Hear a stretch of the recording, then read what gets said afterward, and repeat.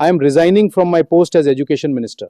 অবশেষে ককরোচ জনতা পার্টি এবং ছাত্র আন্দোলনের কাছে নতি স্বীকার করে ইস্তফা দিলেন আমাদের কেন্দ্রীয় শিক্ষামন্ত্রী ধর্মেন্দ্র প্রধান, যার ইস্তফার দাবিতে এতদিন ধরে আন্দোলন চলছিল। এবং আন্দোলনকারী ছাত্রদের আসল যে দাবি ছিল সেটা হচ্ছে তিনটে দাবি। প্রথম দাবি তাদের ছিল এই ধর্মেন্দ্র প্রধানের ইস্তফা। দ্বিতীয় দাবি ছিল যে এই আন্দোলনকারী ছাত্রছাত্রীদের উপরে কোনো আইনি ব্যবস্থা নেওয়া যাবে না, সেটা আগেই সরকার মেনে নিয়েছিল। আর তৃতীয় দাবি ছিল নিট প্রশ্নপত্র যে ফাঁস হয়েছিল সেই ফাঁসের পর যেই ছাত্রছাত্রীরা আত্মহত্যা করেছে তাদের পরিবারদেরকে 1 কোটি টাকা করে দেওয়া হোক। এই ছিল মূল তিনটে দাবি। এই 1 কোটি টাকা করে দেওয়া হোক এবং ছাত্রছাত্রীদের উপরে আইনি কোনো রকম ব্যবস্থা নেওয়া যাবে না, এই দুটো দাবি আগেই সরকার মেনে নিয়েছিল। একটা দাবিতে অনড় ছিল ছাত্ররা এবং সেই উদ্দেশ্যে আন্দোলন করছিল যে তাদের এই চাহিদা যেন পূরণ হয়, ধর্মেন্দ্র প্রধান তিনি যেন ইস্তফা দেন। আর অবশেষে আজ শনিবার ইস্তফা দিলেন ধর্মেন্দ্র প্রধান। একটি ইস্তফার যে চিঠি সেটা সামনে এসছে, উনি নিজেই কিন্তু তার এক্স হ্যান্ডেলে জানিয়েছেন। এই 2 পাতার যে চিঠিটা সেটা অনেক বড়, এটা পড়ার কোনো মানে হয় না। প্রথম লাইনে লেখা আছে, মেরে যুবা साथियों, मैं पिछले 4 दशकों से अधिक समय से छात्र शिक्षक और शिक्षा सुधार के लिए समर्पित रहा हो। तो এরকম বড় চিঠি দীর্ঘায়িত পড়ে তো লাভ নেই, এটাই ইস্তফা পত্র। এবং দ্বিতীয় পেজে দেখা গেছে যে তিনি প্রভু শ্রী জগন্নাথ जी के आशीर्वाद से भविष्य में भी भारत माता এই সমস্ত লিখেছে। লেখার পর আপকা ধর্মেন্দ্র প্রধান, এই হচ্ছে ওনার চিঠি। এই মুহূর্তে যেটা খবর শোনা যাচ্ছে যে উনি কিন্তু মানে আমাদের প্রধানমন্ত্রীর কাছে এই লেটার পাঠিয়েছিলেন এবং নিয়ম অনুযায়ী সেই লেটার পাঠিয়ে দিতে হয় বা ফরওয়ার্ড করে দিতে হয় রাষ্ট্রপতির কাছে।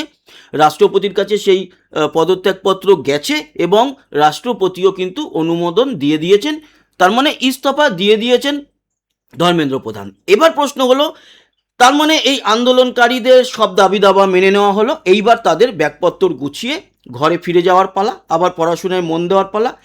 এইবার যদি আর অন্য কোনো নতুন আবার দাবি ওঠে, সেই দাবিতে আবার আন্দোলন শুরু হয়, আর এবার যদি কেন্দ্রীয় সরকার এবং পুলিশ একেবারে লাঠি পেটা শুধু নয়, ওই যে কম্বল পেটা করে যদি এবার তাদেরকে তাড়ায়, তাহলে কিন্তু আর কেউ সরকারকে বদনাম করতে পারবেন না। আপনারা অনেকেই ভালো করে বুঝে গেছেন যে শুধুমাত্র এটা আর ছাত্র আন্দোলন ছিল না। আপনারা দেখেছেন কীরকমভাবে পাথর ছুঁড়েছে, হ্যাঁ পুলিশ লাঠিচার্জ করেছে, সেই ভিডিও আপনারা দেখেছেন, আমরা দেখেছি, সেই ভিডিওর ক্লিপও রয়েছে আমাদের কাছে। যদি দেখাই আপনাদেরকে, এই দেখুন সেদিনকার দৃশ্য, এই যে ভয়ঙ্করভাবে লাঠিপেটা করেছে। এবং এখানকার ছাত্র শুধু নয়, তার মধ্যে অন্যান্য লোকজনও মিশে গিয়ে পুলিশকেও পিটিয়েছে, পেট্রোল পাম্প জ্বালাতে গিয়েছিল। আর সব থেকে ভয়ঙ্কর হচ্ছে গিয়ে যে পাথরবাজি, যেটা আমরা বলি জম্মু কাশ্মীরে একসময় দেখা যেত, সেই যে পাথরবাজি করেছে সেগুলো কিন্তু বোঝাই গিয়েছে এটা ছাত্রদের কাজ নয়। খাবার দাবার বিভিন্ন সংস্থা, বিভিন্ন বিরোধী দল, অরবিন্দ কেজরিওয়ালের পার্টি তারা পাঠিয়েছে, জল পাঠিয়েছে।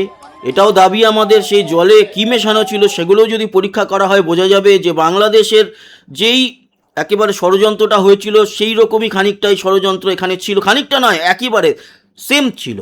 সেখানেও কিন্তু শেখ হাসিনা মেনে নিয়েছিল, ওটা ছিল কোটা আন্দোলন, যে মুক্তিযোদ্ধাদের পরিবার তাদেরকে এই 40% কোটা দেওয়া যাবে না, তাদেরকে 7% নেমে আনতে হবে, 7%-এ মেনে নিয়েছিলেন শেখ হাসিনা। তারপরও সেই আন্দোলন থামেনি, আবার গভীর থেকে গভীরতর হয়ে লাস্টে আন্দোলনের মূল যে বিষয়টা ছিল সেটা হচ্ছে প্রধানমন্ত্রী হাসিনাকে পদত্যাগ করতে হবে, শেষে দেশ ছাড়তে বাধ্য হন। এখানে তিনটে তাদের যে মূল দাবি, এক হচ্ছে ধর্মেন্দ্র প্রধানের যে পদত্যাগ, তা হয়ে গেল আজকে, তার মানে মেনে নিল। এছাড়া 1 কোটি টাকা করে আত্মহত্যা যারা করেছে সেই ছাত্রছাত্রীদের বাড়িতে বা পরিবারকে দিতে হবে, সেটা তো আগেই মেনে নিয়েছে। আর তৃতীয় আজকের এই যে আরও একটা বিষয় ছিল, ছাত্রছাত্রীদের উপরে কোনো আইনি ব্যবস্থা নেওয়া যাবে না আন্দোলনকারী ছাত্রছাত্রীদের উপরে, সেটা আগেই মেনে নিয়েছে। ফলে তিনটে দাবি দাবা মেনে নেওয়া হলো। এরপর যদি আবার সেই আন্দোলনের মুখ অন্যদিকে ঘোরানোর চেষ্টা করে, এবার কিন্তু সরকারকে কঠোর হতে হবে, আরও কঠোর হতে হবে। কঠোর তো খানিকটা ছিল, চেষ্টা করেছিল যতক্ষণ না ধর্মেন্দ্র প্রধানের না দিতে হয় ইস্তফা, কিন্তু অবশেষে ধর্মেন্দ্র প্রধান নিজেই দিলেন, নিজের দায়িত্ব নিলেন এবং ফাস্ট ট্র্যাক কোর্ট গঠন করা হচ্ছে, যার মধ্যে মানে মারাত্মক সাজা হবে যারা এই প্রশ্নপত্র ফাঁস করেছে, শুধু নিট নয় আরও অন্যান্য সব পরীক্ষায় এগুলো তো হবে। এগুলোর পাশাপাশি এবার যদি দেখা যায় যে আন্দোলন এখনও চলছে, আন্দোলন গুটিয়ে নেওয়া হয়নি এবং আন্দোলনের অভিমুখ বদলানোর চেষ্টা হচ্ছে যে অমিত শাহকে পদত্যাগ করতে হবে, নরেন্দ্র মোদীকে পদত্যাগ করতে হবে, তাহলে বুঝে যাবেন আর ছাত্রদের হাতে কিছু নেই। কারণ ছাত্রদের দাবি দাবা মেনে নেওয়ার পরেও যদি আন্দোলন চলে তাহলে ছাত্রদের হাতে নেই। এবার কিন্তু পুরো বিষয়টা এমনিতেই বিদেশি কিছু সংস্থা, দেশের গোয়েন্দা বাহিনী, তাদের হাতে বেশ খানিকটা রাশ চলে গিয়েছিল, তাদের ফান্ডিংয়ে এই আন্দোলন অনেকটা এগিয়েছে। ছাত্ররা ছাত্রদের মতো করে যেরকম করেছে, তাদের পিছনে আসল সাপোর্ট বিরোধী কিছু দল এবং বিদেশি কিছু সংস্থা ছিল। এবার অভিমুখ ঘুরলে বুঝে যাবেন যে তারা কিন্তু এবার তাদের হাতে রাশ নিয়ে নিল, মানে ছাত্রদের হাতে আর কিছুই রইল না।